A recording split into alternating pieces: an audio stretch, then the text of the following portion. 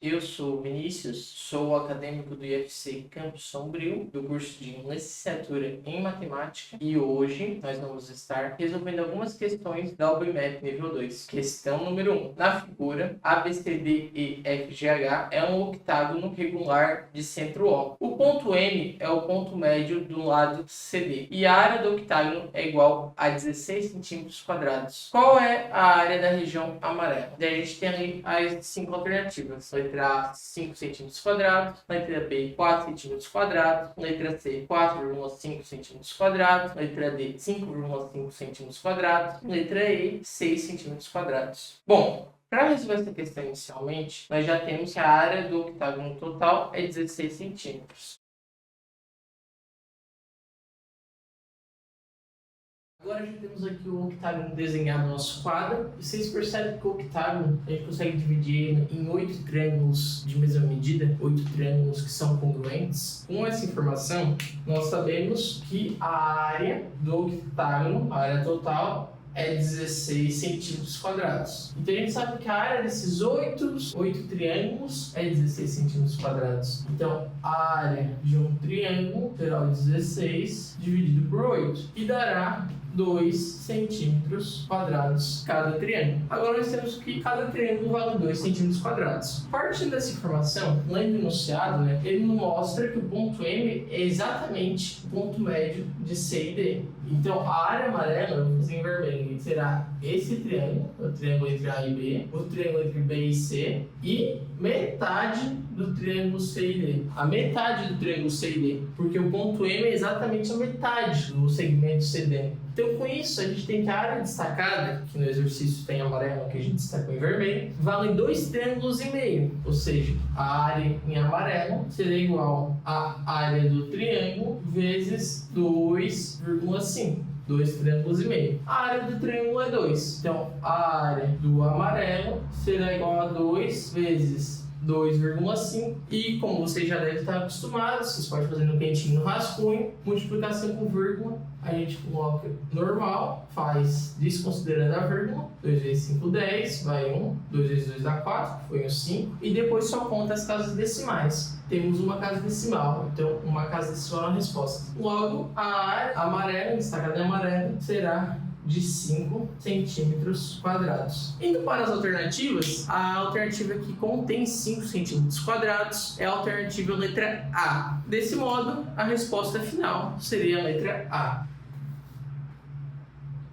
Alternativa A. Vamos para a próxima questão. Questão 2. Marcelo escreveu os números de 1 a 8 em cada círculo da figura, de modo que em círculos conectados por um segmento de reta não aparecem 2 números consecutivos. Quais números ela escreveu nos 2 círculos destacados em cinza? Na questão que vocês viram na imagem, da UFB está destacado em cinza. Aqui no nosso quadro a gente destacou eles em azul. Bom, o que seria o número consecutivo? Consecutivo é números seguidos. 1 é consecutivo do 2, o número que é vizinho, que é consecutivo dele, vai estar em sequência. Pegando o 2 como exemplo, o número 2, o 1 e o 3 são consecutivos do 2. Ele pode ser tanto para cima, para frente, número maior, ou quanto número menor. Bom, analisando a figura, a gente percebe que onde tem mais ligação vai ser os 2 círculos centrais, Porque se você pegar esse aqui como referência, ele tem 1, 2, 3, 4, 5, 6 ligações. Então vai ter 6 ligações e não pode ser número consecutivo, concorda? E quando a gente escolhe um número para colocar aqui, se é de 1 a 8, tem 8 opções, Colocou um número aqui, sobrou 7. 7 opções para preencher em todos os outros. Só que dessas 7 opções, 7 círculos, 6 estão conectados nesse. Então, se esse número tem 2 consecutivos, vou até preencher como exemplo com o número 2. Só para teste. Coloquemos o número 2. O 2 ele tem o 1 e o 3 que são consecutivos. Então a gente não pode botar nem o 1 nem o 3 como vizinho do 2. A gente percebe que esse círculo mais à esquerda não tem ligação com o 2. Então vamos preenchendo com o número 1. Perfeito. A gente também sabe que o 3 é consecutivo do 2. Agora, onde a gente consegue colocar o 3 sem estar em ligação com o 2? Aqui está em ligação, aqui está em ligação, aqui está em ligação, aqui está em ligação, aqui está em ligação e aqui está em ligação. Então percebe-se que quem está no centro não pode ter 2 números consecutivos, porque não tem espaço para colocar o segundo consecutivo. Desse modo,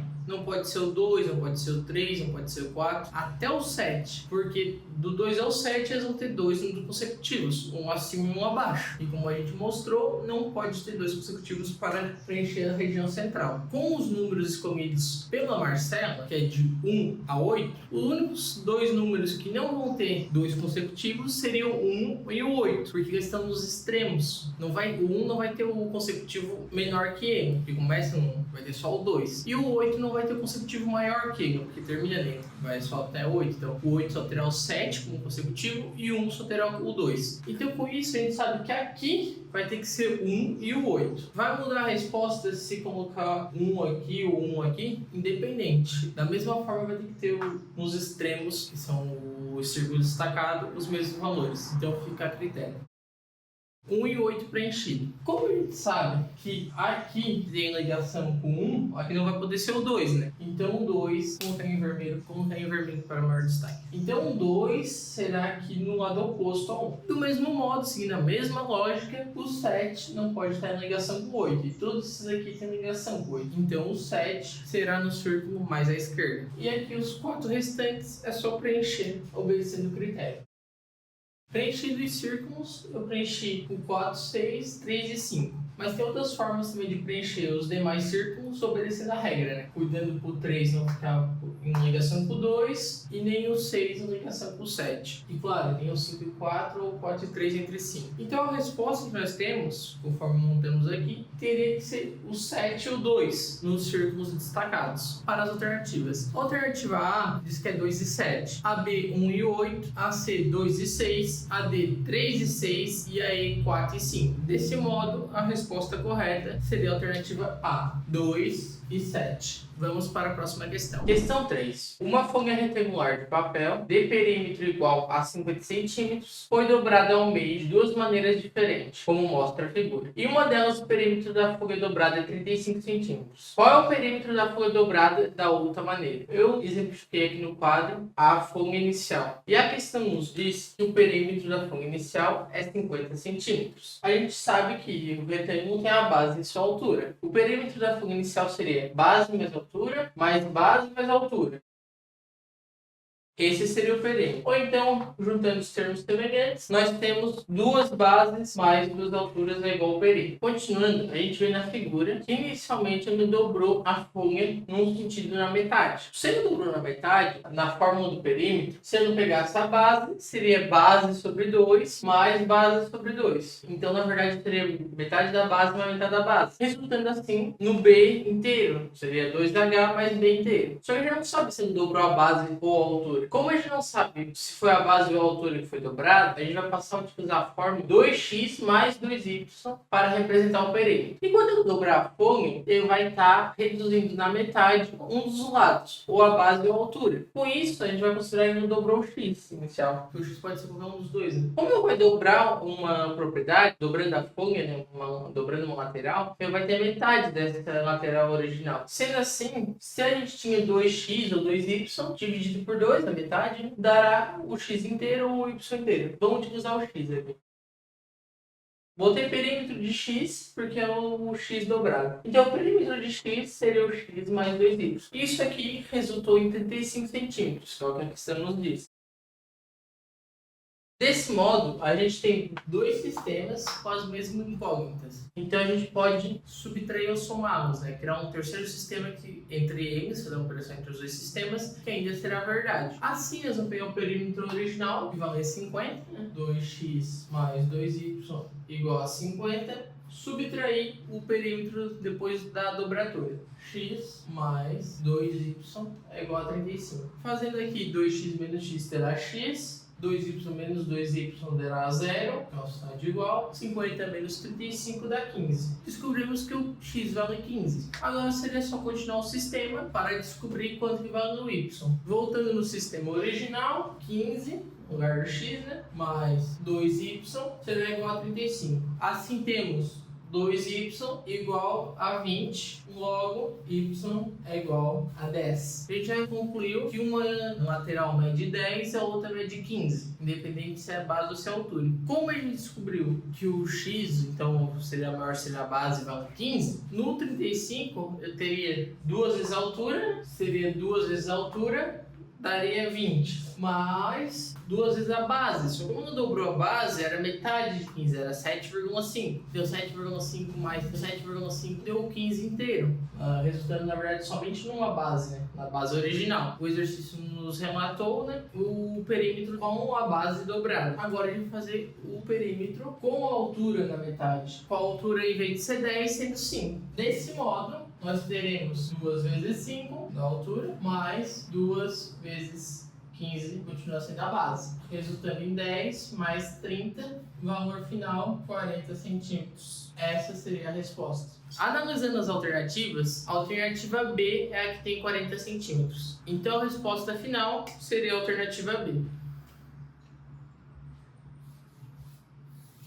Vamos para a próxima questão. Questão número 4. Uma moto percorre 1 km por minuto. Em quantos por cento deve ser aumentada a sua velocidade para ela percorrer 1 km em 40 segundos? Bom, primeiramente nós temos que a moto percorre 1 km por minuto. E a gente quer descobrir quanto terá que ser o aumento da velocidade para percorrer esse mesmo 1 km em 40 segundos. A gente sabe que 1 minuto vale 60 segundos, né? Na realidade, a moto está percorrendo 1 km em 60 segundos. A gente quer reduzir esse tempo para a mesma distância para 40 segundos. Para isso, a gente vai ter que ver quanto que a velocidade deverá aumentar. Nós sabemos que a velocidade 2 dividido pela velocidade 1 tem que ser igual a velocidade 2, né? Que vai ser 1 km por 40 segundos, dividido por 1 km por 60 segundos. Então, a gente só vai reescrever retirando as unidades de medida para facilitar. 1 sobre 40 dividido por 1 sobre 60. Bom, quando se está dividindo frações, a gente multiplica pelo inverso da segunda, né?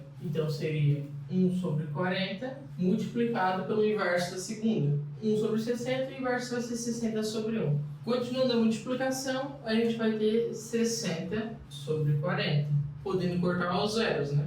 6 sobre 4. E o 6 sobre 4 a gente ainda pode simplificar por 2, né? Porque os dois são pares, resultando em 3 sobre 2. Porque o 6 dividido por 2 dá 3 e o 4 dividido por 2 dá 2. Então, a gente sabe que a proporção entre a velocidade 2 dividida pela velocidade 1 dará 3 meios. Nós, como fizemos o passo a passo, sabemos que a velocidade 2 dividido pela velocidade 1 é 3 meios. Nós já temos a velocidade 1, a gente quer descobrir em quantos por cento deve ser aumentada da velocidade 1 para chegar à velocidade 2, né? Com isso, vamos isolar a velocidade 2, então. Como a velocidade 1 está dividida, ela vai passar multiplicando, porque é a operação inversa, né? A velocidade 2 será 3 meios da velocidade 1. A gente pode passar o 3 meios para a decimal, né? O decimal, 3 dividido por 2, podendo fazer um cantinho no rascunho, né?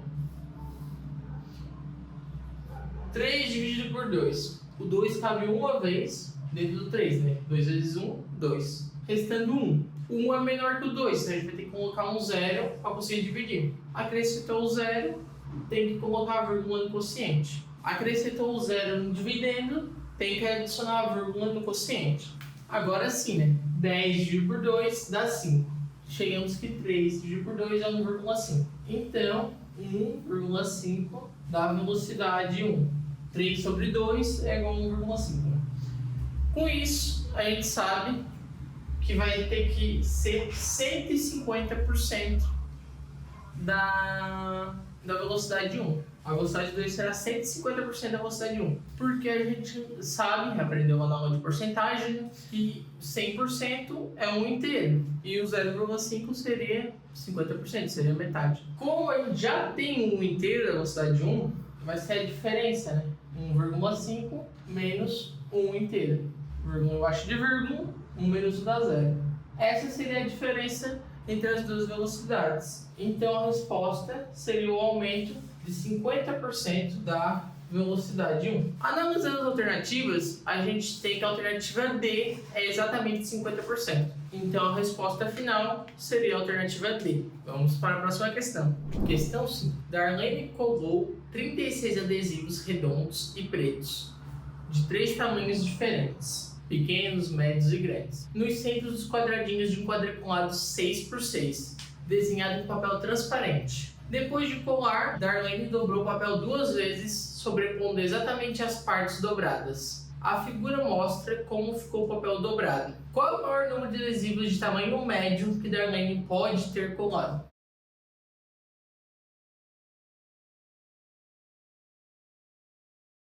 Primeiramente, não temos o papel transparente, mas irei representar com uma folha de ofício, papel sulfite, para representar. Ela tinha 36 quadradinhos, era 6 de largura por 6 de altura, seria uma folha quadrada.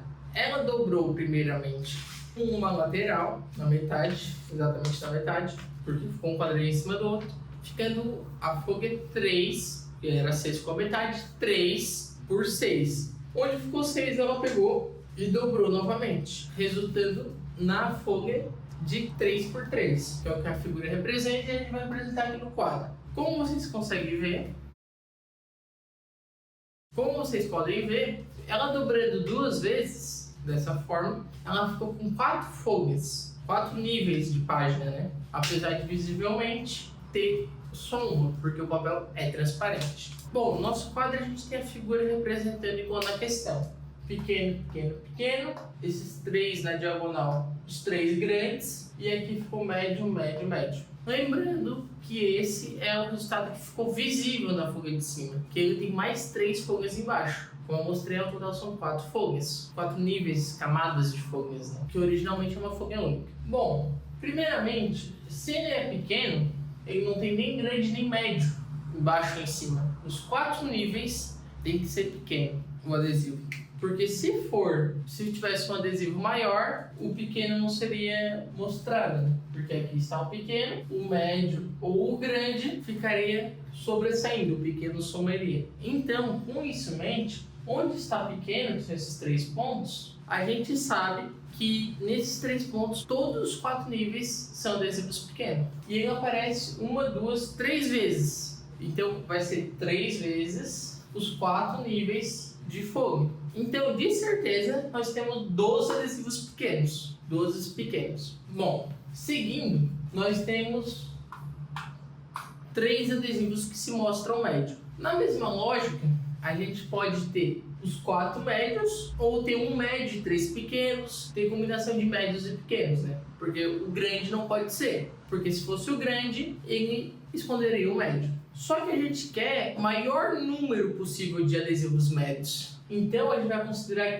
que esses médios aqui são todos médios, não tem nenhum pequeno embaixo deles. Então seria 3 médios vezes os 4 níveis, resultando em 12 adesivos médios. Seguindo a lógica, eu estou nos adesivos grandes. Novamente, a gente vai escolher o caso que tem o maior número possível de adesivos médios. Então, se ela é grande, ele tem que ter pelo menos um grande para estar visível grande. Os outros 3 poderiam ser grande, poderia ser médio, poderia ser pequeno, porque o grande vai englobar o B, ser o único mostrado. Mas a gente quer o maior número de casos de médio. Então, nos outros 3 níveis, né, porque um nível vai estar grande, a gente vai considerar que tivesse o nível médio. Dessa forma, a gente sabe que vai ter 3 casos com 3 níveis de médio, totalizando mais 9 médios. Como a gente quer um número de adesivos médios, essa informação dos pequenos foi para entender a lógica, mas ela nem vai nos acrescentar em nada,